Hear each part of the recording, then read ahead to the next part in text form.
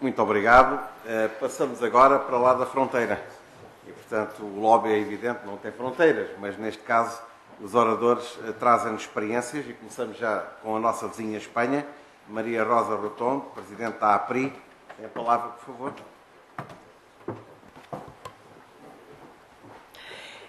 Señor Presidente, señoras y señores diputados, ilustres convidados, gostaria de agradecer a Asamblea da República a organización deste evento, para a cual é unha honra contribuir na cualidade de Presidente da Asociación de Profesionais das Relações Institucionais, APRI, en España. Portuguese is not my mother tongue, so I request your permission to follow my speech in English. My name is Maria Rosa Rotondo. I am also a lobbyist. I openly declare that, and actually I am proud to be one.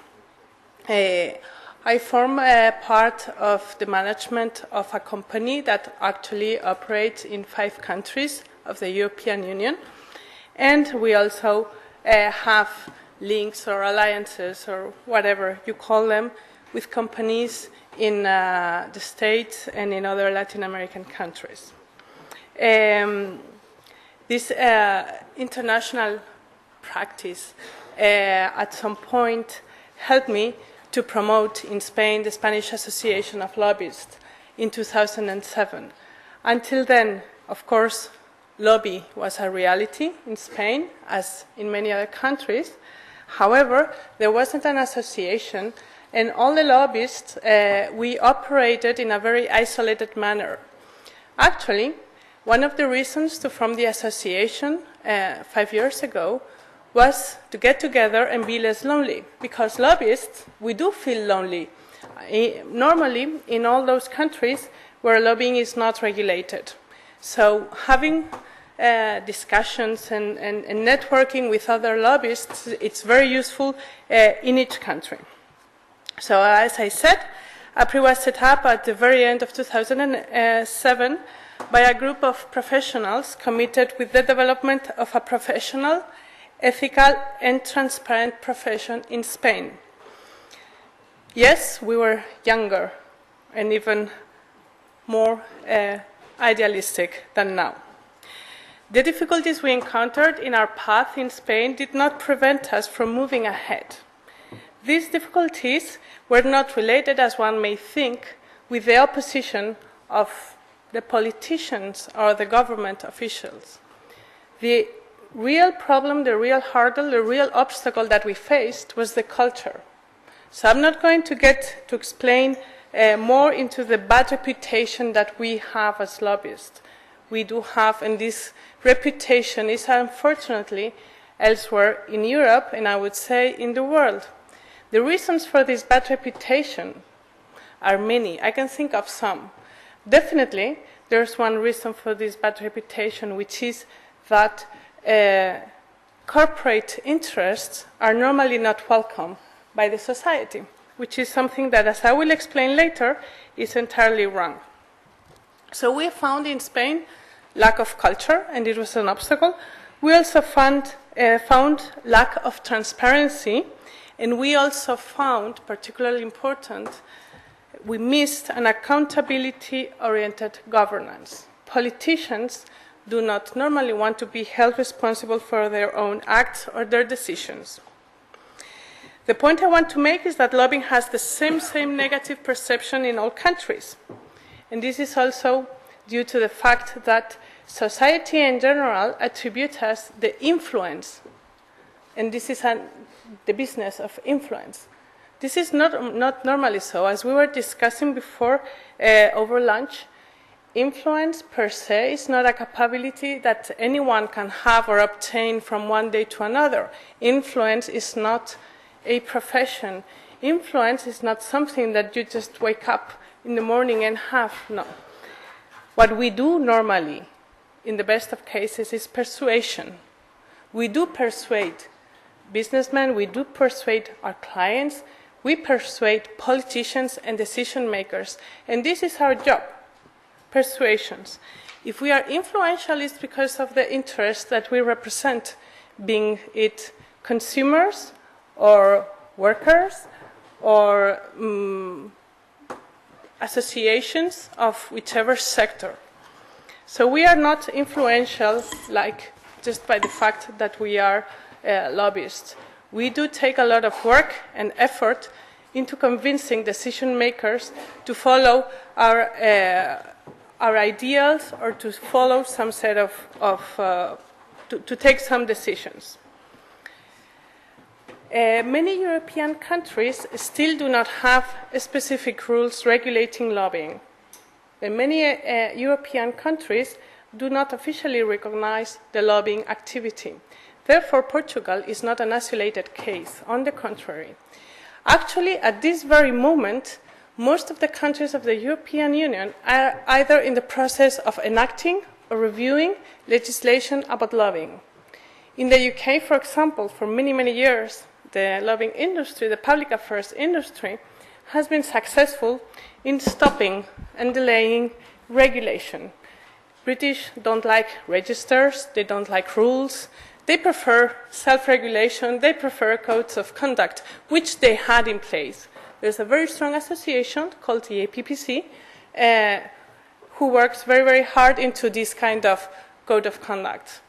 However, as in many other cases, and this is very unfortunate, and it also has to do with our reputation, a recent scandal in the United Kingdom, not connected with lobbyists, because this is something that we have to live with. Most scandals have nothing to do with lobbyists, has again triggered regulation in the United Kingdom, and according to my information, there's going to be a statutory register very soon. Perhaps it will be drafted before the summer, and this, according to my information, and if this is true, it will only affect lobbyists, professional lobbyists, leaving aside other interest groups like NGOs or labor unions or law firms or even PR firms who do as much lobbying as a public affairs consultancy can do. So that's, on the one hand, the UK, who's going to be enacting very soon legislation. In Italy, they're also considering regulating about lobbying, also because of recent scandals not connected directly with lobbyists, unfortunately. In France, there is a voluntary register that is being reviewed presently.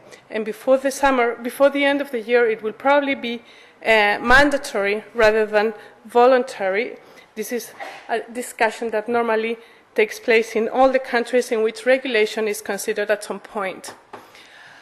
At the European Union level, it's been 2 years since the Commission and the European Parliament came together and joined the register, and now it's in the process of being reviewed. The discussion of mandatory versus voluntary register is also very, very hot now in Brussels as well. And according to my information, Germany will also consider enacting rules about lobbying if the CSD wins in the general elections that will take place in September. What we have in Spain, just to give you a very quick outlook on what's happening in other European countries, is that this year, 2013, the enactment of the transparency law that arrived in the Parliament, in the Spanish Parliament in September last year, and huge corruption scandals have again reopened the debate about lobbying in our country. When I say corruption scandals, again, none of these scandals had anything to do with a lobbyist or with lobbying, not at all. However, for some reason, when people think about putting means in order to stop or prevent corruption, then lobbying comes into their minds. What I was telling in these 5 years RMPs is that Spain had a great opportunity to regulate lobbying, not as a consequence or direct consequence of a scandal, of a corruption scandal. We didn't succeed, and now in February 2013, the Prime Minister of the government, Mr. Mariano Rajoy, announced that lobbying will be regulated, and this decision is reflected in the pact and agreement of the two main political parties, which is called the Agreement in Favor of Transparency and Against Corruption. And the last point of this agreement between the two political parties is the regulation of lobbying.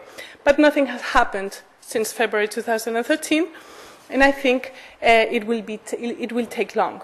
It will take long, but we will have a regulation of some sort in Spain before the end of the legislature, probably, not really early.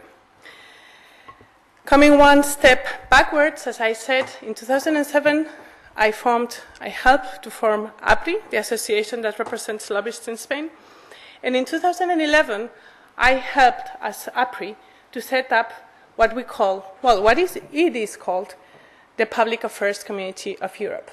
The Public Affairs Community of Europe, it's a platform that was established in 2011 in Rome, thanks to the joint effort of APRI, the Spanish Association, and Il Chiostro, the Italian Association. Actually, if I'm here, it's largely due to the pace, because I met Joaquim, and Joaquim invited me here today.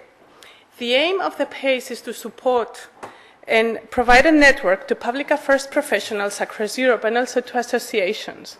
Therefore, our aim is to help professionals at country level, professionals in isolated countries, and also the associations to help improve transparency and foster and promote discussions and even regulation about lobbying at national level. Therefore, we give a voice and space to European-wide lobbying industry. And as public affairs professionals, we're glad to give our contribution to the high-level debate on lobbying in occasions like today in Lisbon, and also last week in Paris, thanks to the organization of the OECD, who will speak later. As it has been repeatedly said, lobbying is part of the policy-making process in each country, and it should be aimed, in our view, to providing information to decision-makers, that the information they need in order to take an informed decision. And I'm not going to get into much detail because it has already been said. But what I would really like to say, is that professional, ethical, and transparent lobbying should always result in better legislation. And better legislation is not always legislation ad hoc. So we should be aimed by listening to all the parties involved at making a very, very good law, not a law that helps to a specific purpose of a very specific sector or a very specific company. We always have to look at taking decisions based on the best interest of the country in which this decision is taken. I am sure there are plenty of examples that come to your mind if you think of a legislation that is a result of a well-informed process.